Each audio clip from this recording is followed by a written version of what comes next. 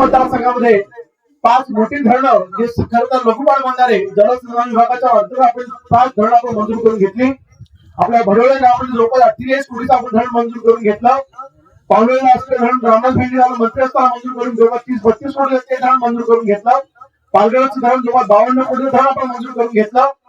खेड तालुक्यामध्ये शिवतरचं जवळपास 58 कोटीचं धरण, खेड तालुक्याचं वडगावचं 65 कोटीचं धरण, आंबोलीचं खेड तालुक्यात जवळपास 58 कोटीचं धरण अशी धरणं आपण मंजूर करून घेतल्या. म्हणजे पाण्याच्या विषयावरती लक्ष केंद्रित केलंय आणि आपल्या भागामध्ये पन्हाळा-दुर्गाचं खोरं आपल्या खोऱ्याची जवळ आहे. मी निर्धार केलाय पुढच्या काही महिन्यातच पन्हाळा-दुर्गाचं देखील धरण मंजूर करून घेईन आणि ते पाणी आपल्या भागामध्ये मी 100% आणून देईन हा माझा विश्वास आहे. आता हे करायला नक्कीच आज मोठी ताकद माझ्या पाठीशी उभी आहे.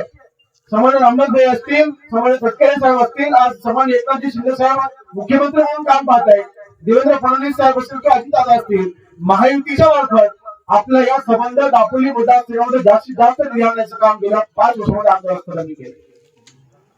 अर्थातच फक्त आमदार सगळा विकास करू शकत नाही. अनेक योजना असतात ज्या केंद्र सरकारच्या मार्फत ह्या राबवल्या जातात, परंतु सक्रिय खासदार नसेल. आज मागील 5 वर्ष तटकरे साहेब आपल्या मतदारसंघाचे खासदार म्हणून काम करत आहेत आणि अनेक वेळा आपल्या दापोली तालुक्यामध्ये आपल्या विभागामध्ये अनेक वेळा आढावा बैठक घेऊन योजनाला चालना दिली आहे. मला एकच आपण सर्व मंडळींना सांगावं, बुरंडी जिल्हा परिषद गटाच्या सगळ्या बांधवांनी मला सांगावं, गेल्या 36 वर्षाच्या गीते साहेबांच्या कारकिर्दीमध्ये त्यांनी दापोली तालुक्यामधून एक तरी आढावा बैठक घेतली का? मला प्रश्न आहे, मी घेतली एक तरी आढावा बैठक? तरी मला आढळले सरपंचाने एकत्र केलंय, नागरिकांनी एकत्र केलंय एक तरी? बरं, शिवसेनेचे खासदार ना युतीचे खासदार, मग आपल्या युतीच्या घटक पक्षामध्ये सर्व कार्यकर्त्यांना घेऊन तरी एक तरी शासनाची आढावा बैठक कधी घेतली का? 5-10 वर्ष मंत्री होते, 10 वर्ष मंत्री म्हणून देखील एकही आढावा बैठक त्यांनी घेतलेली नाही. काय आढावा बैठक घेऊ शकत नाही मंत्री? कॅबिनेट मंत्री अजून होते, मंत्रिपद त्यांच्याकडे होतं. मग या मंत्रिपदाच्या माध्यमातून तुम्ही आपल्या भोगळ्याचा विकास होणार असतात. ज्या इथे भारतीय शिपारचा इथे उल्लेख दळवी साहेबांनी इथे केलाय, ही भारतीय शिपार बंद झाली, आज क्यूआर कोड कंपनीची इथे आलेली आहे. मला कल्पना आहे आपण सर्व कामगार असाल, आपण कंत्राटदार असाल, या सर्व विभागामधल्या हे आमचे सर्व कामगारांनी आमचे कंत्राटदार गेले 13 वर्ष संघर्ष करतात, कोर्टामध्ये संघर्ष करत होते. होय, आपण स्वामी मध्यस्थी केली आणि 5 कोटीपैकी जवळ 3.5 कोटीचं वाटप आपण आजपर्यंत कामगारांनी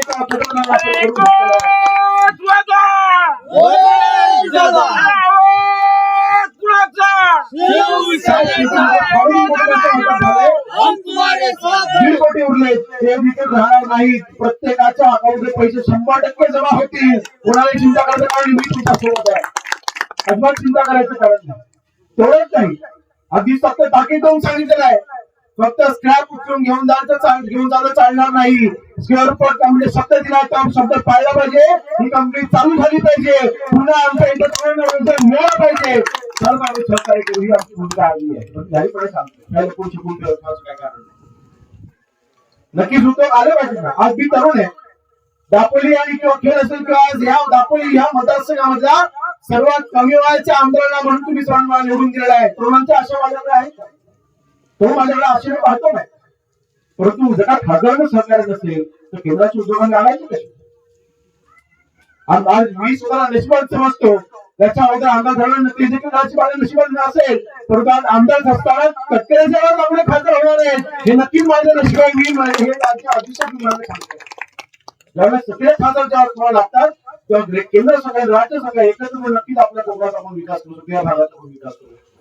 आज कोस्टल हायवे आहे, म्हणजे मुंबई पासून गोव्याला जोडणारा आपला कोस्टल हायवे उद्याच्या भविष्यामध्ये पर्यटनाच्या माध्यमातून विकास होणार असेल तर त्याच्यामध्ये जीवाचा वाटा आपल्या या कोस्टल हायवेचा असणार आहे. त्या कोस्टल हायवेच्या अंतर्गत हा पूल आहे. अगोदर हा संपूर्ण रस्ता हा पीडब्ल्यूडी होता. आता हा संपूर्ण रस्ता ही सगळी पुलांची कामं आता MSRDC कडे, जे खातं समाज मुख्यमंत्री साहेबांकडे आहे, शिंदे साहेबांकडे आहे, त्या खात्यामध्ये हे आता सगळे पुलांचे रस्ते वगैरे झालेले आहेत.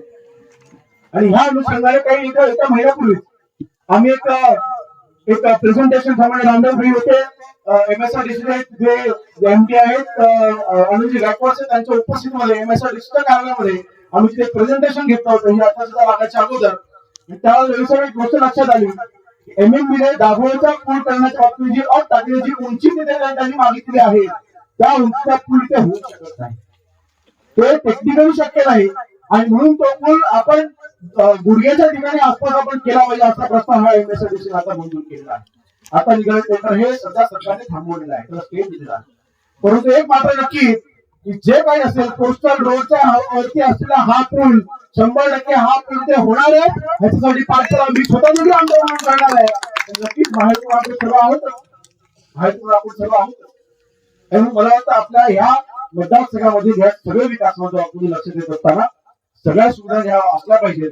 सर्वात महत्वाचा विषय पाण्याचा विषय आहे. त्या पाण्याच्या विषयासाठी नक्कीच माझं लक्ष मी केंद्रित केलंय आणि त्यामध्ये नक्कीच मी टक्केवारीसाठी देखील मदत घेणार आहे. आज 2016 पासून या दापोली मतदारसंघामध्ये काम करतोय. आजपर्यंत कधी मी आपल्या मतदारसंघामध्ये कुठल्या वाडीमध्ये कधी सभाच्या मत मागितलं? एकही उदाहरण सांगावं. रामदास भेंडशिवडे आम्हाला शिकवलं आहे. आपण जे आमदार होतो, लोकप्रतिनिधी होतो, त्या तुम्ही कुठल्याही समाजाचे, धर्माचे, पंथाचे राहत नाही. माणूस की हाच तुमचा धर्म, ही शिवसेनेची आम्हाला शिकवलं म्हणजे बाळासाहेबांची आम्हाला शिकवलं. आम्ही समाजाने कधीच मत मागत नाही. आम्ही विकास करतो आणि विकास हक्काने मत मागतो. होय, या मतदारसंघाचा विकास मी गेल्या 8 वर्षामध्ये केलाय, मी अभिमानाने सांगू शकतो. आणि मग सत्तेमध्ये आलेल्या सत्तेचा उपयोग करून मी या माझ्या मतदारसंघामध्ये विकास मागतोय. आज महायुक्त सरकार आहे, केंद्रामध्ये नरेंद्र मोदी साहेब काम करतायत. आज पुन्हा या देशाचे पंतप्रधान नरेंद्र मोदी साहेब झाले पाहिजेत, यासाठी ही निवडणूक देखील तितकीच महत्वाची आहे. म्हणून आपण ह्या निवडणुकीमध्ये भरघोस मतांचं निवडून द्यायचं. होय, परिस्थिती करायची ज्यावेळेला आपल्या समोर माहिती म्हणून आपण शिवाजी टाइम्स डिजिटलला लाईक करा, सबस्क्राईब करा, शेअर करा आणि बेल आयकॉन दाबायला विसरू नका. पाहत रहा टाइम्स डिजिटल.